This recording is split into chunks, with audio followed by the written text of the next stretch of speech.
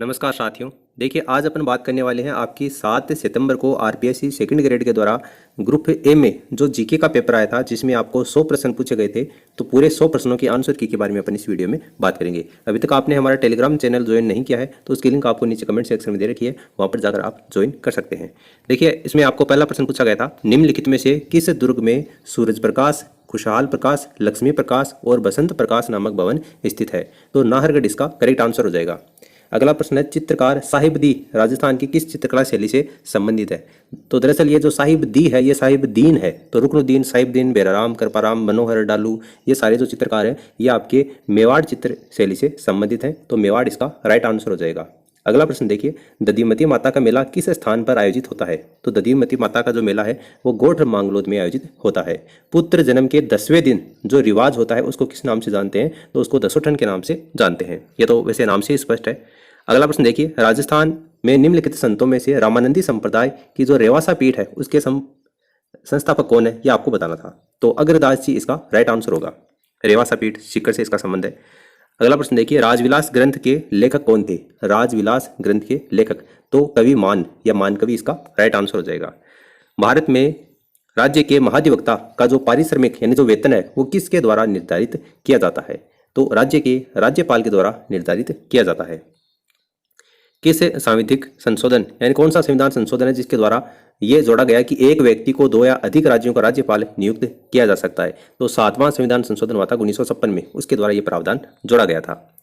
निम्नलिखित लोकगीतों में से कौन से विवाह के अवसर पर कौन से इनमें से लोकगीत गाए जाते हैं ये आपको बताना था। तो इनमें से देखिए, पहला, दूसरा और चौथा यानी जला, परिणेत और सीठने ये गाए जाते हैं। गोरबंद जो गीत है वो ऊंट का श्रृंगार से आभूषण है, गोरबंद उसको भी कहते हैं, गले का जो आभूषण है। तो गोरबंद इसमें नहीं होगा। पहला, दूसरा, चौथा आपको देखो, पहला, दूसरा और चौथा आपको तीसरे ऑप्शन में दे रखा है। तो इसमें आपका ऑप्शन जो थर्ड है ये इसका आंसर हो जाएगा। उसके बाद अगला प्रश्न है, राजस्थान सरकार के मंत्रियों के वेतन और भत्तों के बारे में निम्नलिखित खतरों पर विचार करना है। यानी 2 खतरे आपको राजस्थान सरकार के मंत्रियों के वेतन और भत्तों के बारे में दे रखे हैं, कौन सा सही है वो आपको बताना है। तो राजस्थान सरकार के मंत्रियों के वेतन और भत्ते वही होंगे जो भारत की संसद के द्वारा समय समय पर कानून के द्वारा निर्धारित होंगे, जो कि आपको इसमें गलत दे रखा है। दूसरा है, 1 नवंबर 1956 से पूर्व राजस्थान सरकार के मंत्रियों के वेतन भत्ते भारत के संविधान की दूसरी अनुसूची के उल्लेख अनुसार थे। ये कथन आपको सही दे रखा है, यानी पहला कथन गलत है, दूसरा कथन सही है। तो इसमें देखो, पहला कथन गलत है और दूसरा सही है, ये आपको चौथे ऑप्शन में दे रखा है।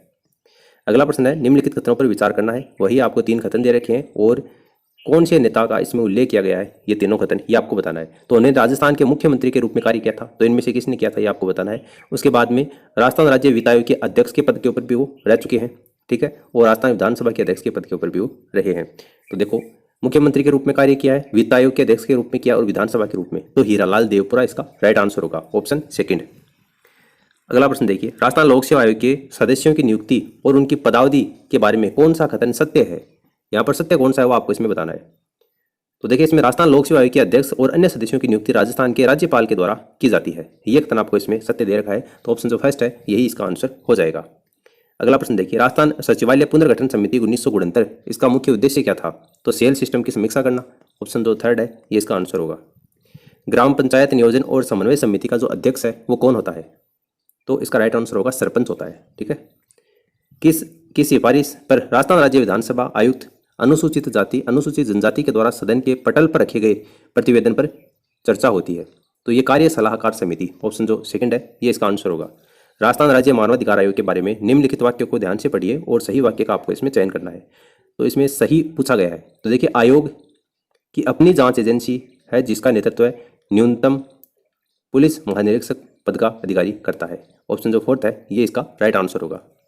अगला प्रश्न देखिए, राइजिंग राजस्थान पार्टनरशिप कॉन्क्लेव 2025 इसका आयोजन प्रस्तावित है। तो इसका आयोजन कहाँ पर प्रस्तावित है या कब प्रस्तावित है ये आपको इसमें बताना है।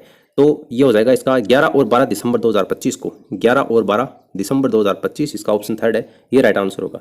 गढ़सीसर झील या गढ़ीसर झील जून 2025 में प्रदेश में चर्चा में रही थी, किस कारण से चर्चा में रही थी? तो देखिए, वंदे गंगा जल संरक्षण जन अभियान का समापन समारोह यहाँ पर हुआ था, इस कारण ये चर्चा में रही थी। भारत के संविधान के निम्नलिखित में से कौन से अनुच्छेद राज्य विधानसभा से संबंधित है? संवैधानिक प्रभाव वाले संकल्पों के उपबंध है, कौन से हैं अनुच्छेद ये आपको इसमें बताना है। तो इसमें केवल ए और बी सही है, केवल ए और बी सही है, ऑप्शन फर्स्ट, यानी 169 उपखंड ए और 179 उपखंड ग, ये इसका राइट आंसर होगा। अगला प्रश्न देखिए, जून 2025 में आयोजित 29वें राज्य स्तरीय भामाशाह सम्मान समारोह में कितने प्रवासी राजस्थानियों को प्रवासी राजस्थानी शिक्षा सम्मेलन आयोजित करने के लिए सम्मानित किया गया था? तो 15 इसका राइट आंसर होगा। जुलाई 2025 में राजस्थान उच्च न्यायालय के मुख्य न्यायाधीश के शपथ ग्रहण से पहले राष्ट्रपति द्रौपदी मुर्मू द्वारा राजस्थान उच्च न्यायालय के मुख्य न्यायाधीश नियुक्त करने संबंधी जो नियुक्ति पत्र है उसकी अधिसूचना किसके द्वारा पढ़ी गई थी? तो सुधांशु पंत के द्वारा पढ़ी गई थी। सुधांशु पंत, देखो राजस्थान के मुख्य सचिव सुधांशु पंत इसका राइट आंसर होगा। राजस्थान सिटी गैस डिस्ट्रीब्यूशन नीति 2025 के संदर्भ में आपको बताना है सही विकल्प कौन सा है। तो 2 कथन आपको इसमें दे रखे हैं और कौन सा कथन सही है वो आपको इसमें बताना है। तो इस नीति के क्रियान्वयन के लिए विभाग के निदेशक की अध्यक्षता वाली राज्य स्तरीय समिति का गठन किया जाएगा, ये आपको इसमें गलत दे रखा है। और ये नीति 31 मार्च 2030 तक अथवा अन्य नीति लागू होने तक प्रभावी रहेगी, यह भी आपको इसमें गलत दे रखा है। यानी दोनों ही कथन आपको इसमें असत्य दे रखे हैं। तो ऑप्शन जो 4th है, कथन ए और बी दोनों असत्य हैं, ये इसका राइट आंसर हो जाएगा। बर्मिंघम में आयोजित विश्व पुलिस और फायर गेम्स 2025 भाला फेंक प्रतियोगिता में राजस्थान से किसने स्वर्ण पदक हासिल किया है? तो उमा चौधरी इसका राइट आंसर होगा। एशिया और प्रशांत क्षेत्र में 12वें क्षेत्रीय 3R और सर्कुलर इकोनॉमी फोरम का आयोजन राजस्थान के कौन से शहर में किया गया है? तो जयपुर शहर में इसका आयोजन किया गया। राजस्थान सरकार के द्वारा डॉक्टर बाबा साहेब अम्बेडकर के जीवन से जुड़े तीर्थों की निःशुल्क यात्रा करवाई जा रही है, इस संबंध में आपको बताना है कि सही नहीं है, कौन सा कथन गलत है, ये आपको इसमें बताना है। तो इस योजना का लाभ प्रदेश के अनुसूचित जाति वर्ग और अनुसूचित जनजाति वर्ग के मूल निवासी ही प्राप्त कर सकेंगे, ये आपको इसमें गलत दे रखा है। अगला प्रश्न देखिए, 18 और 19 जून 2025 को अजमेर में आयोजित राजस्थान राज्य सीनियर एथलेटिक्स चैंपियनशिप 2025 में पुरुषों की 200 मीटर दौड़ स्पर्धा में 21.41 सेकंड समय के साथ में किसने प्रथम स्थान प्राप्त किया है? तो अंकित कुमार कसवा, ऑप्शन जो फर्स्ट है ये इसका आंसर होगा। किस देश में अपेनिन पर्वतमाला अवस्थित है? तो ये क्वेश्चन मैंने आपको टेलीग्राम पर भी प्रोवाइड करवाया था। इटली इसका राइट आंसर हो जाएगा। पछुआ पवनों की दिशा उत्तरी और जो दक्षिणी गोलार्ध है उसमें क्रमशः क्या है? यानी पहले उत्तरी गोलार्ध में और फिर दक्षिणी गोलार्ध में, ये आपको बताना है। तो इस तरीके से ये आपका इक्वेटर है, ये पछुआ पवनों की दिशा होती है। अब ये देख लो आप, ऊपर उत्तरी गोलार्ध में कौन सी हो जाएगी? दक्षिण पश्चिम से उत्तर पूर्व, ये आपकी ये दिशा कौन सी है? दक्षिण पश्चिम से उत्तर पूर्व है। तो दक्षिण पश्चिम से उत्तर पूर्व आपको ये दे रखा है। और फिर नीचे वाला दक्षिणी गोलार्ध में ये दिशा देखो, ये आपकी उत्तर पश्चिम से दक्षिण पूर्व। तो आपका ऑप्शन जो 3rd है ये इसका आंसर हो जाएगा। अगला प्रश्न देखो, राजस्थान राज्य सहकारी क्रय विक्रय संघ लिमिटेड ने जुलाई 2025 में राज्य की सहकारी समितियों के उत्पादों को अंतर्राष्ट्रीय बाजार तक पहुंचाने के लिए एक मेमोरेंडम ऑफ अंडरस्टैंडिंग यानी MOU हस्ताक्षरित किया है। किसके साथ में? राष्ट्रीय सहकारी निर्यात लिमिटेड के साथ में। तो आपका ऑप्शन जो 4th है ये इसका राइट आंसर हो जाएगा। निम्नलिखित में से कौन से मापदंड व्यापार संबंध बौद्धिक संपदा अधिकार यानी ट्राइब्स के भाग हैं? कौन से हैं? तो कॉपीराइट है, बिल्कुल है, ट्रेडमार्क है, पेटेंट भी है और GI भौगोलिक निर्देशन भी है। तो इसमें चारों ही हैं, तो ABCD ऑप्शन जो 4th है ये इसका आंसर हो जाएगा।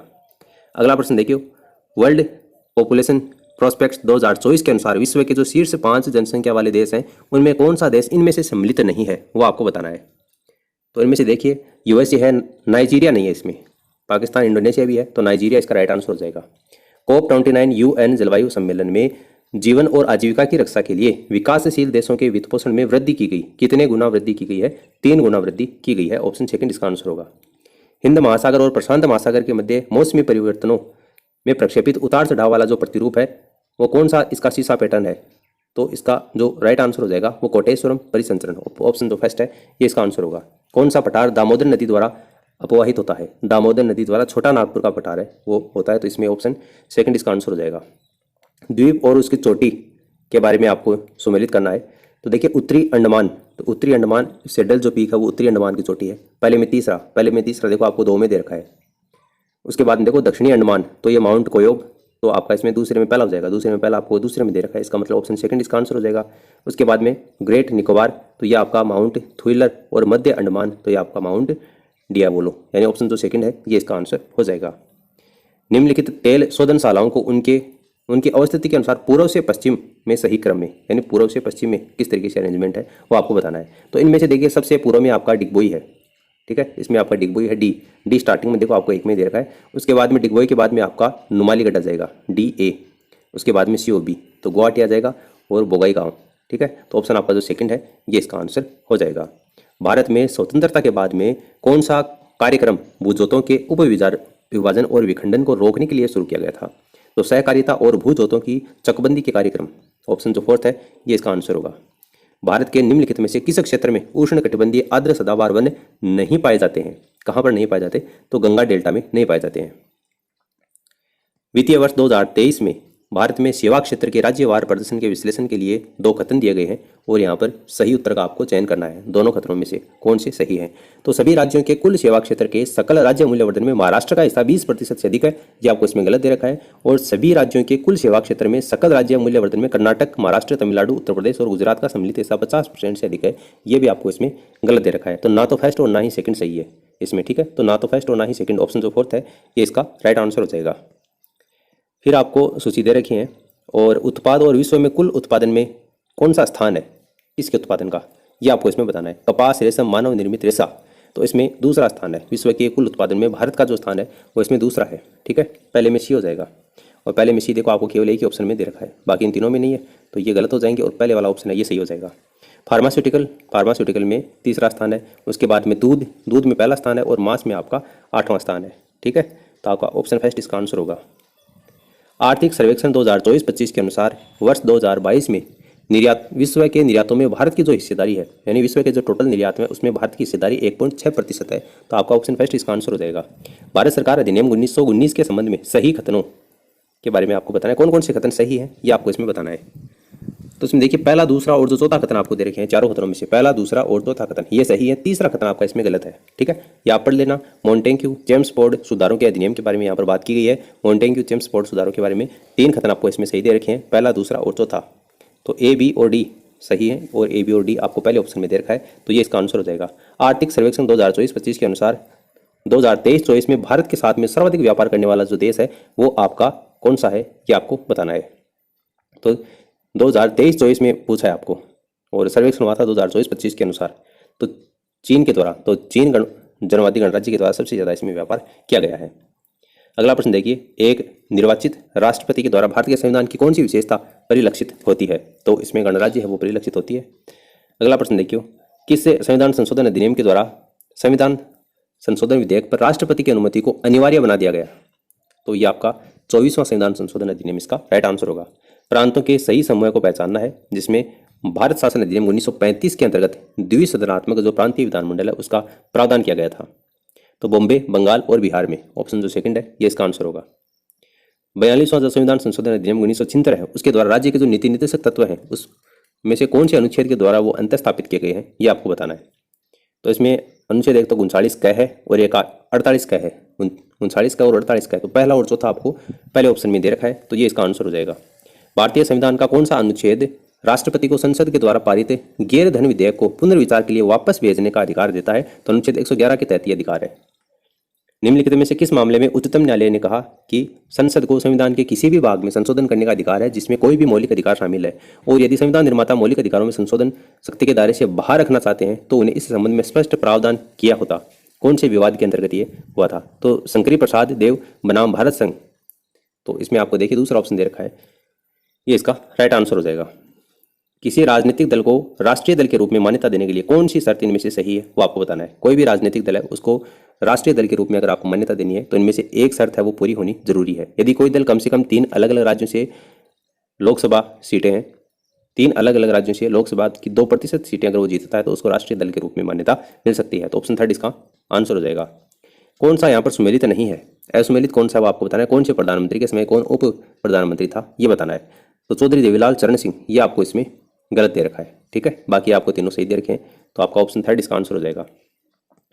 भारत की विदेश नीति में गुटनिरपेक्षता के सिद्धांत में निम्नलिखित में से कौन सा सम्मिलित नहीं है? गुटनिरपेक्षता के सिद्धांत में इनमें से, तो विश्व मामलों के प्रति तटस्थता ये इसमें सम्मिलित नहीं है। 1974 में भारत ने श्रीलंका के साथ दोनों देशों के मध्य ऐतिहासिक पानी की जो सीमाएं तय करने के लिए एक अनिच्छा से एक समझौता किया था। कौन सा द्वीप का नाम इस समझौते के तहत विशेष रूप से उल्लेखित है? अभी हाल ही में काफी दिनों में चर्चा में भी रहा था जब प्रधानमंत्री श्री नरेंद्र मोदी ने लोकसभा में ये मुद्दा उठाया था। तो वो कच्चा थीवु द्वीप है, ऑप्शन जो सेकंड है ये इसका करेक्ट आंसर होगा। कांग्रेस के कारण ये जो द्वीप है वो श्रीलंका के पास में चला गया था, जिसके कारण बीजेपी है वो काफी बार आरोप लगाती रहती है कांग्रेस पर। अगला प्रश्न देखिए, निम्नलिखित में से कौन से FICCI federation of India chamber of commerce and industry से संबंध गठबंधन है? इनमें से कौन सा है? तो इसमें देखिए all India organisation of employers एक तो पहला है, और एक आपका तीसरा इसमें confederation of micro small and medium enterprises, A और सी आपको देखिए तीसरे ऑप्शन में दे रखा है। अगला प्रश्न देखिए, इस महासभा के समक्ष में अपनी जनता और अपनी सरकार की ओर से यह कहना चाहता हूं कि हम संयुक्त राष्ट्र के संविधान के सिद्धांतों और उद्देश्यों के प्रति पूर्ण और निष्कलंक प्रतिबद्धता रखते हैं और हम अपनी पूरी क्षमता के साथ में उन सिद्धांतों और उद्देश्यों की पूर्ति के लिए कार्य करने का प्रयास करेंगे। किस प्रधानमंत्री ने संयुक्त राष्ट्र महासभा में यह वक्तव्य दिया था, यह आपको बताना है। किस प्रधानमंत्री के द्वारा संयुक्त राष्ट्र महासभा में यह कथन कहा गया था, तो पंडित जवाहरलाल नेहरू के द्वारा यह कथन कहा गया था। ऑप्शन जो फर्स्ट है ये इसका आंसर होगा। विश्व व्यापार संगठन में दोहा दौर की वार्ताओं में जुलाई 2006 में निलंबन के बाद में ओस्लो समूह है नामक एक वैकल्पिक 6 का समूह बना गया था। इसमें कौन सदस्य नहीं था, ये आपको बताना है। देखिए इस क्वेश्चन में थोड़ा सा डाउट है मेरे को, ठीक है। इसका जो आंसर है वो आपको हमारे टेलीग्राम चैनल पर प्रोवाइड करवा दिया जाएगा। अगर आपको पता है तो आप नीचे कमेंट सेक्शन में कमेंट करके बता सकते हैं, वरना सर्च करके इसका जो आंसर है बिल्कुल सही तरीके से वो आपको टेलीग्राम पर बता दिया जाएगा। अगला प्रश्न देखिए, ब्रिक्स के बारे में कौन सा कथन सही नहीं है, ब्रिक्स के बारे में गलत कौन सा है।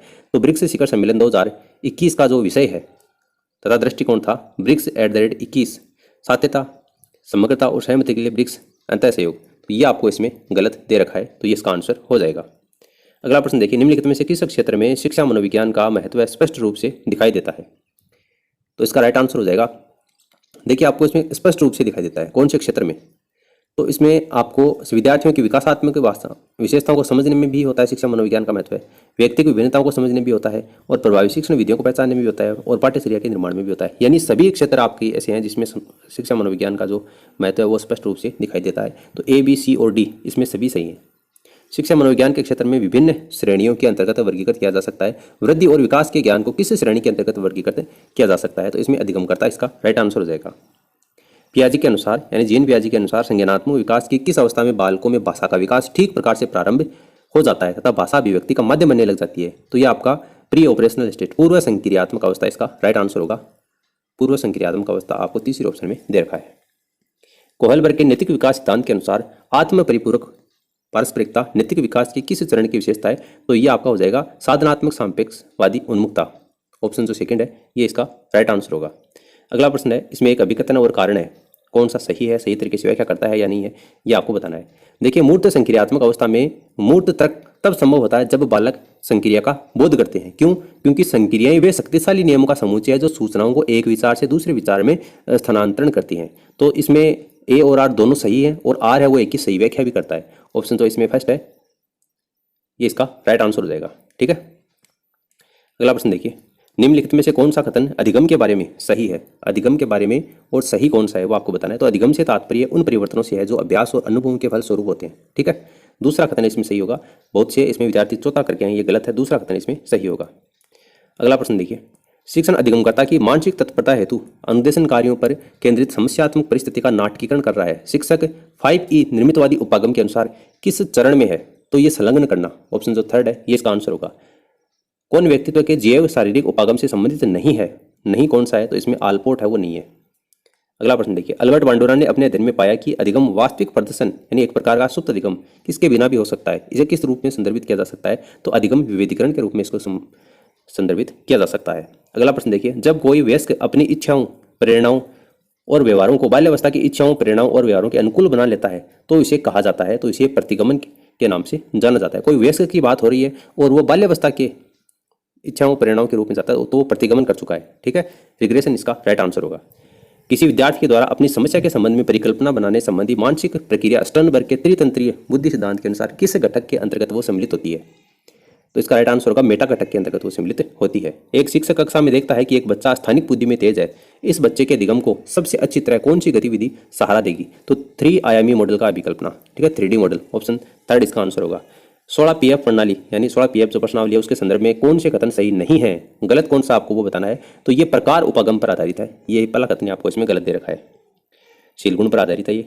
कीर्ति हमेशा बैडमिंटन खेलने में उत्साह महसूस करती है और चुनौतियों का सामना करती है। वह एक टूर्नामेंट में भाग ले रही थी, किंतु जैसे ही उसने खेलना शुरू किया उसके बाएं पैर में ऐंठन होने लगी, लेकिन दर्द और परेशानियों के बावजूद वह खेल खत्म करने का कामयाब रही और अंत में वो जीत भी गई। तो वो किस प्रकार की अभिप्रेरणा से वो प्रेरित थी, ये आपको बताना है। तो वो आंतरिक रूप से अभिप्रेरित थी, जिसके कारण वो जीत पाई इतना दर्द होने के बावजूद भी।